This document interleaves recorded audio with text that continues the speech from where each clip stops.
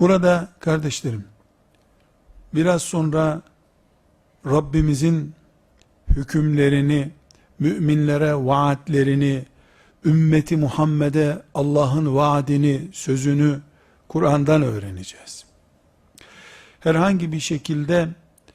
Mekke dönemi hicretle beraber nasıl zafere dönüştü, bunu konuşmadan önce,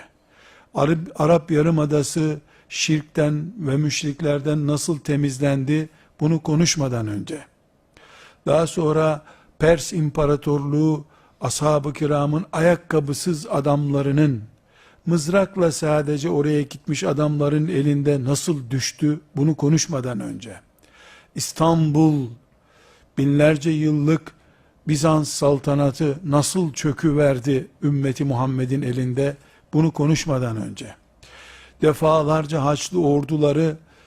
ümmeti Muhammed'in topraklarına gelip kendileri çil yavruları gibi nasıl ümmetin topraklarından kaçıp gitmek zorunda kaldılar, bunu konuşmadan önce, bütün bunları böyle bir tarih şeridi gibi gözümüzün önüne getirmeden önce, hiçbir şey olmamış, bu ümmet pratik hiçbir zafer görmemiş olsa bile, realite böyle olsa bile, öyle değil, ama buna rağmen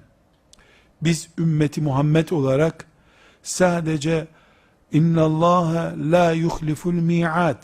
Allah sözünden caymaz ayetiyle sadece onunla bile ayakta kalmış olsaydık, biz bugün hangi heyecan ve hangi umutla Kur'an'a sarılmalıydık?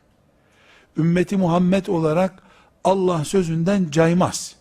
bize de zafer vaat etmiştir demeli değil miydik? Doğan çocuklarımızı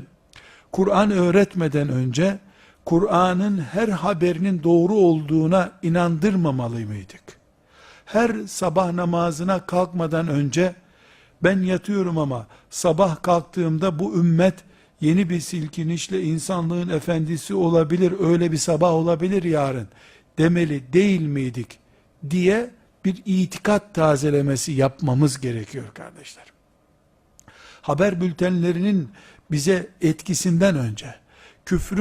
küfür empoze ettiği